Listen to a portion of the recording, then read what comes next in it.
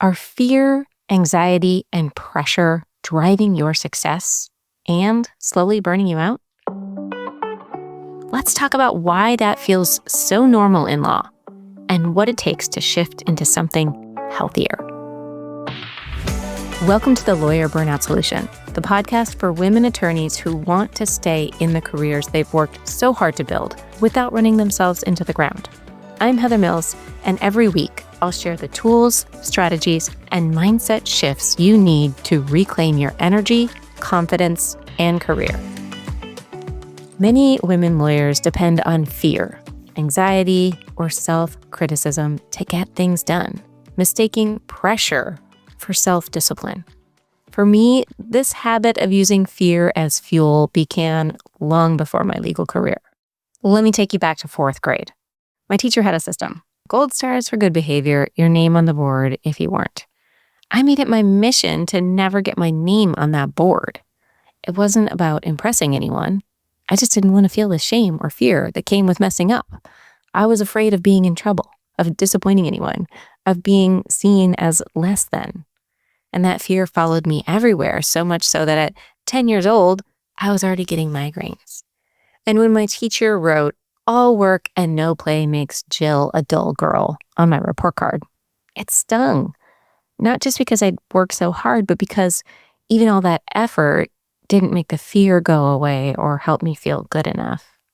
I bet you have your own version of gold stars where you learned that your value came from being impressive, responsible, or always fixing problems. And you probably carried that energy into law school, your career, and all those late night deadlines. Here's the truth I learned the hard way. Anxiety isn't discipline. It's just stress. It's fight or flight. Sure, powering through by pressuring yourself might get results in the short term, but over time, it costs you peace, ease, and joy.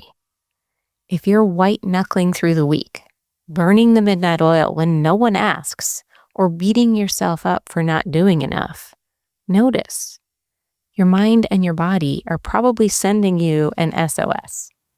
It could be time to imagine what motivation might look like if it didn't come from fear. Most of us didn't consciously choose fear as a motivator. It showed up early, as gold stars, as "you're so responsible," as that lesson that being good meant being needed, not letting anyone down. Then came law, and the profession rewards vigilance, expects perfection, and quietly punishes anyone who rests or makes a mistake. Show up exhausted? That's impressive. Miss a detail? You go on alert to never let it happen again. You pull off the impossible and get called a rock star. As one lawyer told me, doing the impossible became the next bar to beat. If you're thinking, how do I do this differently when everyone around me measures worth by how stressed they are? Well, you're not wrong. Legal culture's pressure is real, and almost everyone's running on the same fuel. But shifting your motivator doesn't mean blowing off responsibilities. It means changing what's happening internally and not necessarily externally. You test out new ways by starting small. Maybe letting yourself skip the triple check for once, or leaving work at the time you promised. You're not changing the whole system overnight, just your own habits, one small shift at a time. If fear isn't working for you anymore, that's not you being bad at your job. That's your signal to try something different. We all know that fear can get short-term results, but it collects a toll, physically, mentally, and emotionally. Picture this. It's 3 a.m. You're awake and tense, mind spinning on that one email you sent. You got the win, you earned the praise, but you feel empty or worried about how to keep it up. That isn't exhaustion. It's your body and brain warning you. Fear-based motivation tricks you into thinking more pushing equals more success, right? But it actually disconnects you from meaning and satisfaction. Instead of building a career, you end up managing a constant sense of threat. So if you're noticing the toll, Listen to it. That's your cue to change, not just push harder. I get it that changing the way you operate feels scary. Letting go of fear, anxiety, and self-criticism as motivators can feel risky, like you'll lose your edge or fall behind. But that's not reality. A partner I coached used to rewrite every brief at least 3 times, and she rarely ever took a real vacation because she was worried everything would fall apart if she eased up. But as she started practicing self-compassion, leaving at 6 o'clock, trusting her judgment, and enjoying her evenings, things started to shift for her. She said, "I thought letting up would make me lazy. Turns out it made me a better lawyer and a much happier human." Here's what I want you to consider. You're not successful because you're hard on yourself. You're successful in spite of it. Yeah, let me just repeat that again. You're not successful because you're hard on yourself.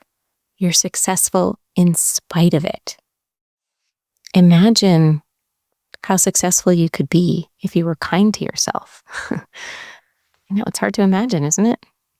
Relentless self-criticism doesn't create your talent or drive. It warps them. Fear keeps you micromanaging and disconnected. Self-compassion doesn't mean not caring. It means caring for yourself while you care about your work. So letting go of fear isn't abandoning your standards. It's reclaiming your focus, energy, and purpose. So if relaxing makes you nervous, that's just a sign you're ready for a healthier way. So what does a healthier way look like? Real sustainable motivation comes from curiosity, values, and self-trust, not from fear. A client once confessed she always worked from panic. Every deadline felt like a crisis.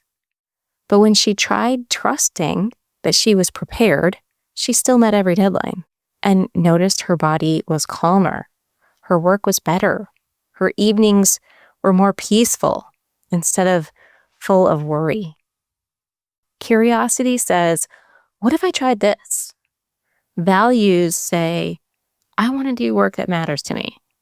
And self-trust means you rise to the challenge without driving yourself into the ground. When fear is your fuel, success feels fragile and burnout is nipping at your heels.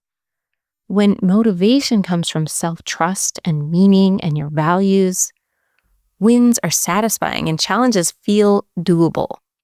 You don't have to abandon achievement. You can just stop letting anxiety run your life.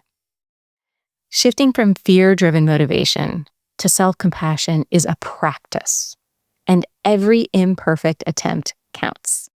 Even as I make this podcast episode, my inner critic whispers, what if this isn't good enough? But rather than letting that take over, I pause and remind myself what's important to me. Sharing a message that's important to me. The hope is that even for one listener, this message helps. So try this. When you catch yourself running on fear or self-criticism, pause. Take a breath. Just notice. Ask yourself, what's fueling me right now? And experiment with other things besides fear and anxiety, right? Experiment with encouragement. Say to yourself what you'd say to a friend. There is no perfect. Just take the next step forward. Or something like, you get to be kind to yourself, even when things don't go as planned. If you do this even once, that counts. Every pause or kind word is a win. No gold stars required. Just permission to be human and try again. If you remember one thing from this episode, let it be this. You don't have to be hard on yourself to be effective. In fact, you're going to be more effective when you're nicer to yourself. Fear might have helped you survive, but self-compassion is what is going to allow you to find meaning, fulfillment, and success. Are you ready to try? Take one small step of self-kindness this week. And if you're not sure whether what you're feeling is burnout or just the regular pressure of law, give my free Burnout Recovery AI assistant a try. It's designed to help you sort it out privately, and it's judgment-free. You'll find the link in the show notes or at heathermillscoaching.com/AI assistant. And if you want a one-to-one conversation and more support, you're always welcome to book a free 20-minute call with me at heathermillscoaching.com. That's it for this week. And since apparently I'm a broken record on self-kindness, I'll just say, see you next week.